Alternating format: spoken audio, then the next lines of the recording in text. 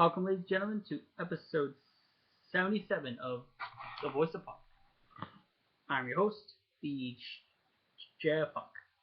Now, for this episode, I'm going to review episode 3 and 4 of Gotham Season 2 because I missed last week. I didn't do a video that week, so I'm going to have to pick up where today. So, without further ado, let's briefly talk about Gotham episode 3.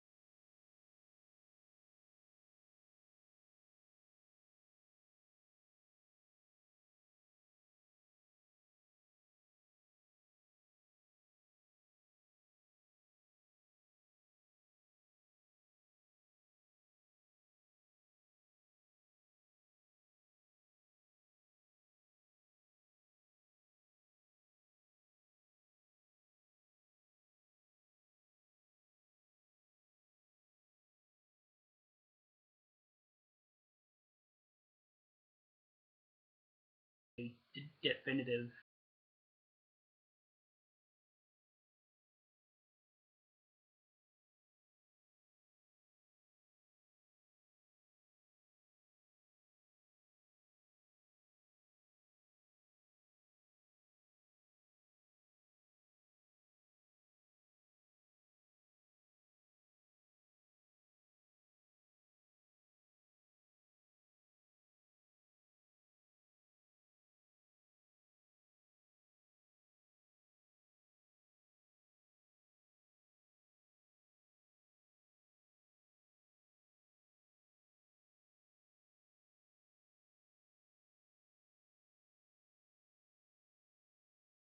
it makes a connection between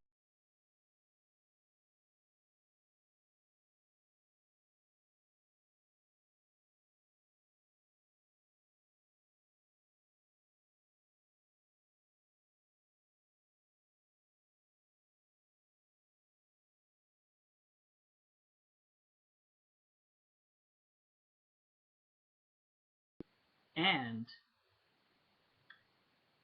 I don't know if it's just me, but I think when some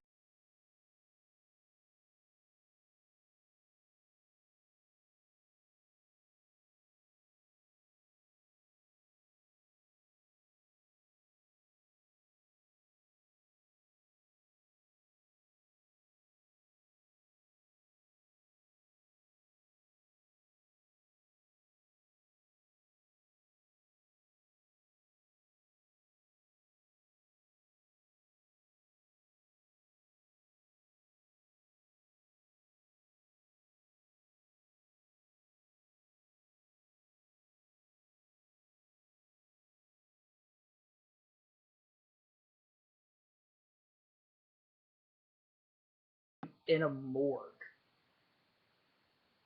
face still not covered, even though I guess in a morgue you don't have like couldn't be the face covered, but you have him in a morgue and it zooms on his face and he looks like the Joker with his blood dried up on his mouth. It looks like a smile, and he's getting pale.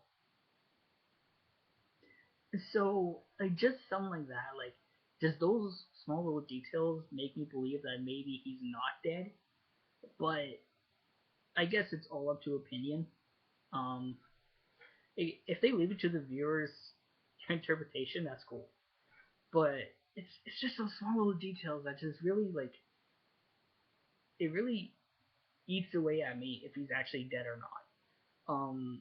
Now if he is dead, who I think would be the Joker in that montage, I think the Joker would be that little kid who is because he had the biggest laugh.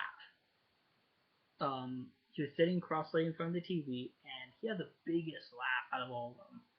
You know, you had that guy laughing at a bar. You had those two dudes laughing in an alleyway watching the TVs, and then they kill a homeless man, then they kill each other. So to me, I think out of the possibilities, out of what they showed us, I think the biggest um, person possible to be the Joker would be that one little kid. Also because he looks closer to Bruce Wayne's age, and I always believe that Joker and Batman were pretty much the same age. So yeah, like that's basically all I really have to say about episode 3. It's very brief, very short. Um, like I said, episode 3 was a great episode. I thought it was really, really well done. Cameron, I can't pronounce his last name, but his performance as Jerome was so good. Um, especially in those last scenes where he was pretty much channeling every single Joker in those moments. I see a lot of like Jack Nicholson Joker in him, which is really cool. I know a lot of people like to channel their Heath Ledger Joker, but I like how I think the only time where Heath Ledger Joker comes out in Cameron's performance is with the camera. Other than that, it's full on Jack Nicholson and Mark Hamill, and I think that's really cool. um, and just the way he looked, it screamed Joker. So, um, very well done, very very good, and I love that episode. I'm sorry guys, that's a very brief review. I know I missed last week, but that's very very brief. But those are my thoughts on episode 3. Now, episode 4. And episode 4 of Gotham, really good. I found this, I don't know if it's just me, but I found this episode to be a little bit more lighthearted in a way. Like, I think it's just me because there was some moments that kind of made me laugh. But in this episode, we get introduced to a new character who is the new captain, played by the always awesome and badass Michael Chiklis. Comes in as Captain Nathaniel Barnes, and he was great. Nathaniel Barnes, the new captain, he's hardcore, dude. This guy's a badass. I love, he comes in, he exposes all the dirty cops that you can find, has them all fired and thrown in jail. It was great, and that whole scene was great, and how his speech was, and just how badass this guy is. It really kind of reminded me of his character from The Shield of Peg Mackley.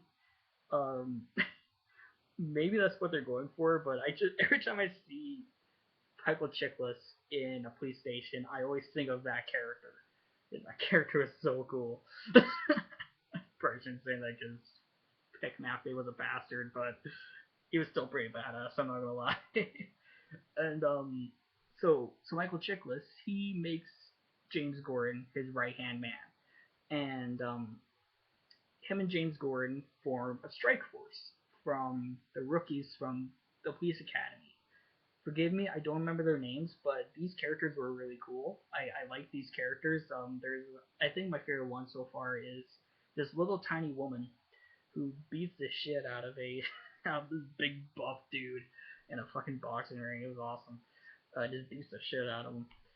And yeah, so they have this task force, and they're basically, I guess they're basically like the GCPD's version of a SWAT team, pretty much. And they're used to. Sorry guys, I have a new computer, so hopefully this webcam is a lot more better. I don't know. I can't make any promises, guys. I'm sorry. But anyway, I I kind of feel like the Strike Force is kind of the GCPD's version of a SWAT team, and I don't. If any of these characters are from the comics, I do not recognize any of them, even though like I am a big fan of the comics. Um, there's still characters that I don't know. So if these guys are new or they're in the background or something, I never noticed them. But the Strike Force guys are really cool, and basically that's all the James Gordon story in there. You also have Selena Kyle showing that actually has feelings for Bruce Wayne. And there's a great scene with Selena waiting for Bruce at school, and Alfred sees her, and all the shit happened in season 1 and all that stuff. He looks at her and just bam, just slaps the shit out of her. And I know that's either supposed to be heartbreaking, like having Alfred slap Selena Kyle across the face. I laughed because Alfred is just awesome. I'm probably a horrible person, but I found the moment really funny. Just just the sound, is bam. You always expected like the words popping out like the 1960s show when that happened. Um, and basically Bruce Wayne thinks that he wants to thank Theo for saving him from Jerome, and even though Theo is the big bad this season, um, yeah. So Bruce Wayne has dinner with Theo, and he gets introduced to Silver St. Cloud, which is a character from the comics. And in this series, Theo. She is Theo Califan's niece slash adopted daughter. He explains that Silver's dad was his half brother or step brother. I can't remember what he said, but it's either half brother or step brother. And he said, unfortunately, he died, and he took her in. And it looks like Bruce Wayne and Silver St. Cloud are developing a little young love, I should say. And you have the last scene. It was actually you kind of felt bad for Selena because you see like she's just not into what her friends want her to do, and she's thinking about Bruce, and she's thinking about what Alfred told her, like saying if you want to be in Bruce Wayne's life, like if you want to be in Bruce's life, all I know is it's not going to be good. And she looks so depressed, and you can't help but feel bad for her. Yet, like just like I like the chemistry though between the actress who they got for Silver and the actor Bruce Wayne, because their chemistry was actually kind of cool. It felt real, just like how the chemistry between Selena Kyle and Bruce Wayne, how their characters' chemistry it feels real. So I'm looking forward to where this is going. I'm not a fan of love triangles. I despise love triangles, but this one I guess I will tolerate it because basically Selena Kyle and Batman are always in some kind of love triangle. Is this how it works out? They love each other, yet Batman has, let's face it, Bruce Wayne's a stud. So Bruce Wayne's a slut. I'm not gonna lie, Bruce Wayne's a slut. So yes, I'll tolerate it, but again, like the actors are so well, like are so good, so you can't really say anything bad about it. The biggest story in this episode though is Theo threatening the Penguin that you are going to kill these mayor candidates. Put a hit on me because I don't because his Theo's plan is to run for mayor, and he says put a hit on me first so it doesn't look like that I caused the death of my candidates. And he tries to persuade Penguin to see his vision for Gotham, which really sounds like a League of Assassins Ra's al Ghul kind of plan when he says a cleaner Gotham. It really seems like League of Assassins, Ra's al Ghul kind of thing. And I I believe Theo is made for the show. So if they make him their version of Ra's al Ghul, I don't think I'm gonna like that. But I'm probably thinking too much of it. But this is what that scene reminded me of. It really rang some bells for me. But anyway, so Penguin says that I'm not your man. I have my own empire. Basically he tells Theo to go fuck himself. And Theo, being the evil man that he is, reveals that he has taken Penguin's mother hostage. And he forces Penguin through his mom to commit these murders and these crimes. And so there's a lot of scenes focusing on Penguin, which is great. Penguin is a great character in the show. I love the actor who they got to play him.